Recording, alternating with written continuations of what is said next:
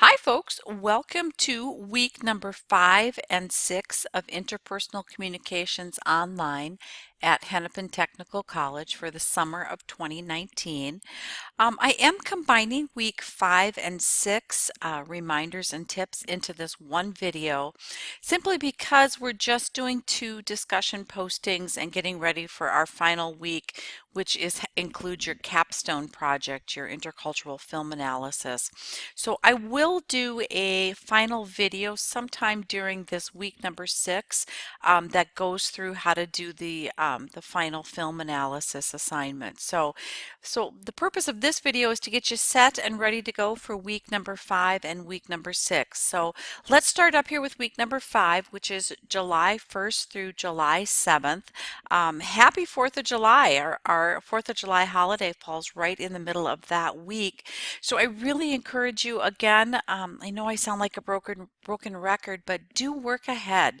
Get everything done because I truly want you to go and have fun and enjoy the holiday and not have to be worried about your interpersonal communication assignments. Part of the beauty of summer, especially summer in Minnesota, is to be able to go and enjoy this gorgeous weather that we're having. So work ahead as much as you would like. Again, because we are just doing 2 discussion postings and you have already done discussion posting 1 and 2 and you have feedback from me on those, I think everybody is pretty comfortable with the grading criteria and the requirements of the assignment. So feel free to work ahead and get them both done. And we are in our last 3 chapters. Week 5 is chapter 9 and chapter 10. Week 6 is our final chapter, which is chapter 11. So we're kind of heading into the final stretch here for reading in our textbook and quizzing over chapters.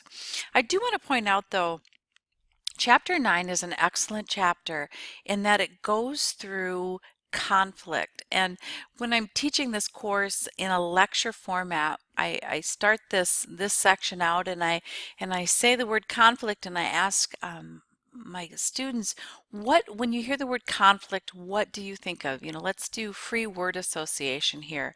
And it's just amazing to me. Students will say war, they'll say argument, they'll say angry, they'll say fight. And the vast majority of the words that my students associate with conflict are negative. So I think we have to start from an understanding that conflict, even though it does have a negative connotation, and for a lot of us it pulls up negative emotions, conflict is inevitable, meaning that if you are in an interpersonal relationship, you are going to experience conflict. You're never going to have 2 people who can, whether they're friends or lovers or coworkers or family members, but you're never going to have 2 people in a relationship that always see things the same way, value things the same way, feel the same way about something. You're going to have conflicts. So instead of trying to avoid it, this chapter really encourages you and gives you tools excuse me, in how to manage it. And truly the goal, instead of avoiding conflict, should be how do we manage conflict in a way that's healthy and constructive for the relationship. And so that's kind of what the focus of this chapter is, and I think it's really important because you are going to have conflict in life in all of these different types of relationships. So how do you put tools in your toolbox that help you manage different types of conflict? And it's really, I think, worth the time to just kind of do a little bit of self-reflection too. And maybe you did some of this when you did your instruction manual as well, but to think back when you were growing up, how was conflict dealt with in your house? What conflict management techniques did you see your parents or your siblings, how did they handle conflict?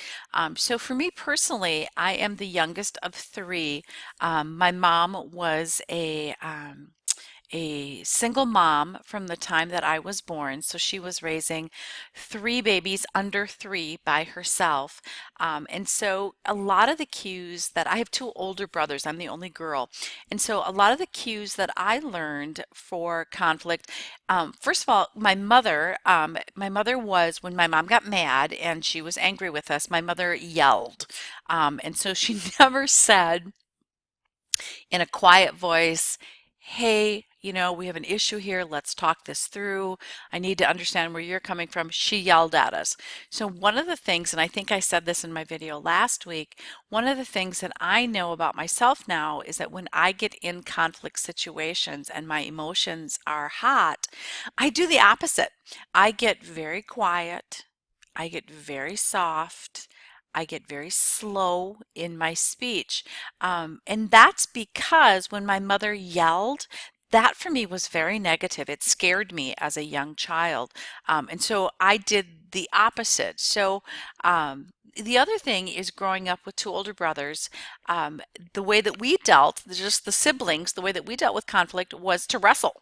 If you wanted something, or if you were frustrated because your brother, in my case, my brothers wouldn't do something that I wanted, it wound up to be a wrestling match. And it's kind of funny when you think of it, but yet that was my early teaching of how to deal with conflict.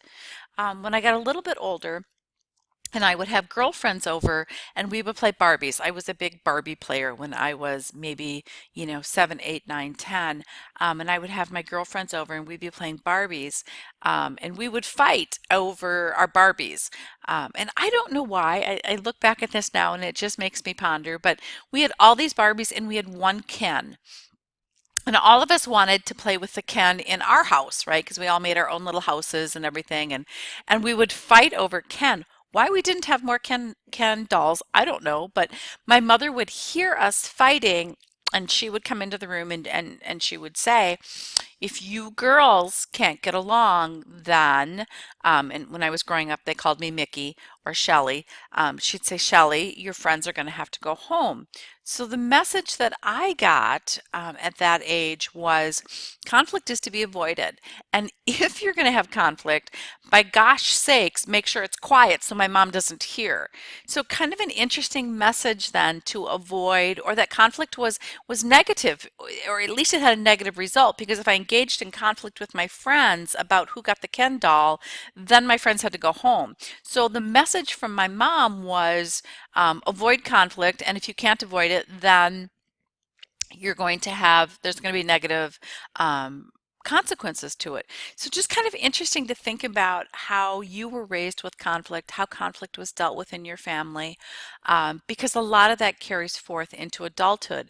Now, again, like I said, because my mother screamed and got really, really loud when she was angry, I've chosen to do the opposite. So, it is interesting too that we see things that we say, I don't want to repeat that in my life, so what am I going to do differently? So as I, fast forward as I'm raising my own children, as I'm dealing with others, I try to be really proactive and not let conflict simmer, but to go out and to not, confront has a negative connotation too, but to put it on the table and say, hey, I'm disappointed with this, or I'm frustrated by this, or I think we need to talk about how we're prioritizing this differently or valuing this differently. So I think you will find this chapter interesting. And I hope it will kind of change the way that you look at conflict. I do have a couple of things, and I'll talk about this in just a little bit on our course homepage that one's kind of a funny and one's, I think, a really important video for you to watch.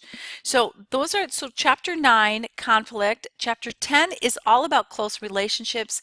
It talks about family relationships. It talks about friend relationships. It talks about romantic relationships. Both 9 and 10 are all about kind of relationships and different contexts of our relationship.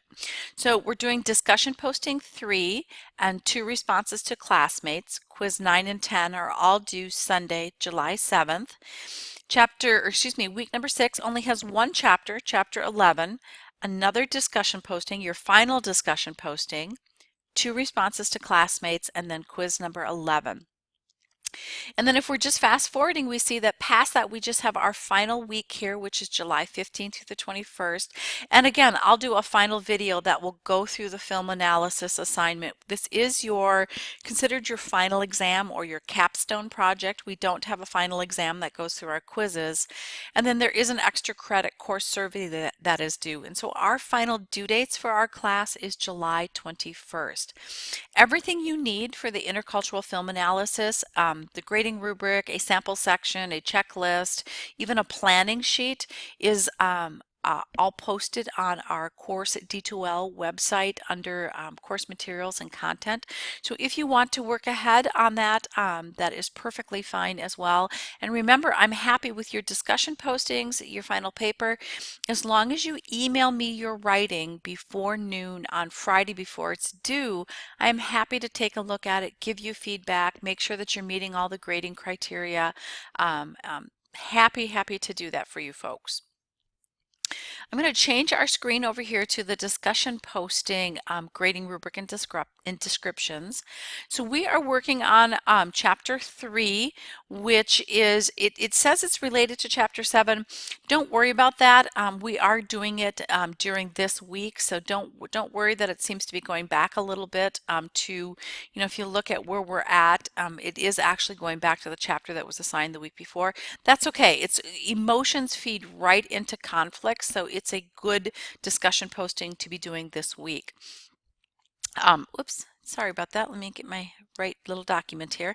So I'm going to ask that you go on and read the article entitled Faster Than a Speeding Text. It's a great article about how emotional contagion can play into the workplace, how important it is to be aware of emotional contagion, which we learned about last week. So question 1 is, in your own words, how do you explain or define emotional contagion? And so just what do you think of when you hear emotional contagion? What does that mean to you? And then to do kind of a self-reflection here and think about a time when you experienced emotional contagion. And remember, emotional contagion can be positive, it can be negative, but it's just the act of you literally catching somebody else's emotions. Similar that you would catch a flu or something like that. Did you catch somebody else's emotions? And what was the outcome of that? And then in your own opinion or perspective, why is it important to be aware of emotional contagion theory, both in the workplace and at home? So that's discussion posting 3. Discussion posting 4, I'm asking that you go online to the Love Languages website and you will take an online quiz that will tell you what is your love language score. And just to give you a little bit of background, a love language is the way that you show or express love to others. And remember, we're not just talking romantic love, so don't think to yourself, well, I'm not in a romantic relationship right now. This love language quiz isn't really relevant to me. We tend to show love, whether it be family love, friend love, romantic love, we tend to show it in the same way. So don't feel like if you're not in a romantic relationship right now, that this isn't relevant. So go online. It will ask you, when you go out to this website, it will ask you for your email address, and I have put my email address into this website, and I always click don't send me reminders or anything, and I have never gotten an email from them. But if you are uncomfortable putting your email address in, a lot of times I will just do Shelly@gmail.com or make one up, so you don't have to put your real email address in if that makes you uncomfortable. But you will answer some questions, and the questions will feel somewhat repetitive, and they're designed that way on purpose. They're trying to kind of ask the same question in a couple of different ways to truly determine what your love language is. So if it feels like some of the questions are the same, just worded slightly different, they are. So what I want you to do, the first question is, what is your highest scoring love language and what is your second highest? So tell me, for example, my highest score was 9 words of affirmation. My second highest was physical touch. The highest score for any of the categories is 12. Once you know what your love language is, I want to encourage you to go to the website and poke around a little bit, because they'll tell you, for example, I am a physical touch girl, and the reason for that is I show love through touching others. And again, folks, this doesn't have to be sexual. I show love to my children with touch, to my friends with touch. And the reason for me that I show love through touch is that's how I was raised. Again, going back to my childhood, my mother was extremely touchy with us.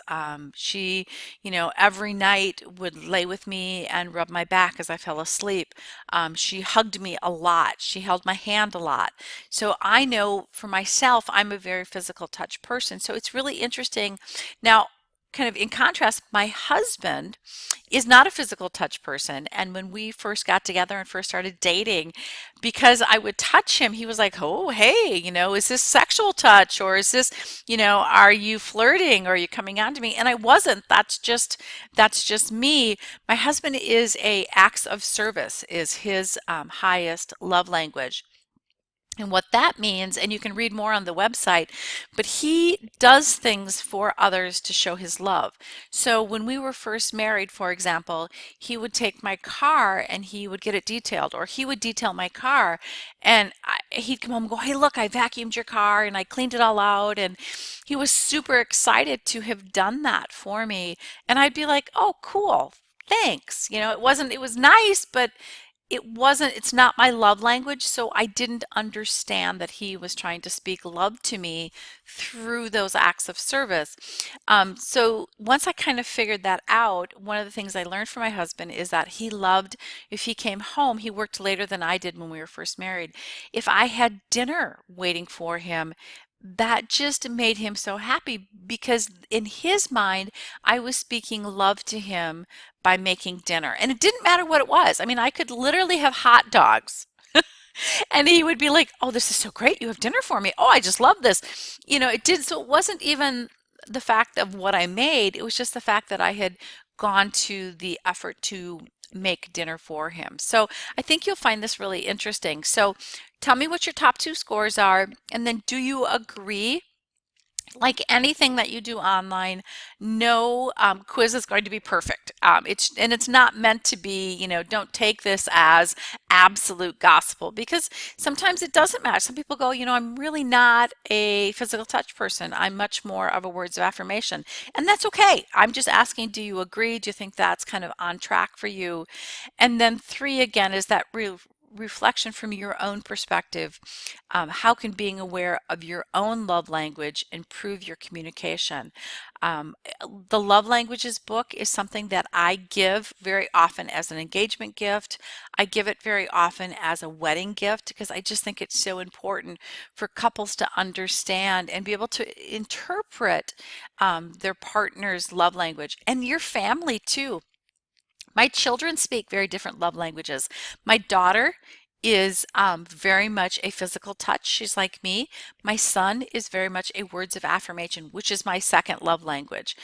So it is interesting even to know. I have a friend whose love language is gifts, and I am a horrible gift giver. And so when I want to show love to her, I really have to think hard about what to gift to her because that's not my love language. And so, but I understand, and she's a wonderful cook and baker. And so she'll bake me things and bring me things.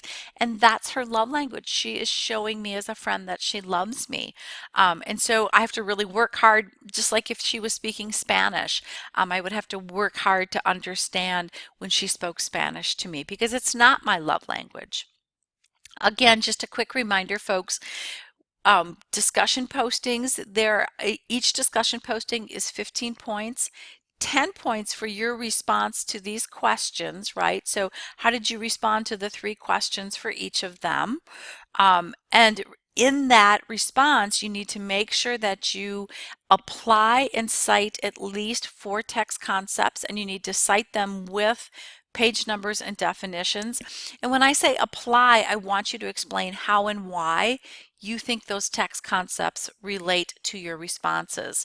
And remembering that your response should at least be about 100 to 150 words in length, and then you should respond to at least 2 class words classmates, excuse me, and that those responses should be at least 50 to 75 words. If you haven't earned 15 out of 15 on your first two discussion postings, please go back and look at my comments to see where you might have lost points. And again, making sure that you are checking for grammar and mechanical errors. Okay, so here's our course homepage for week number 5. It is going to take me a little bit longer to get your instruction manual assignments graded.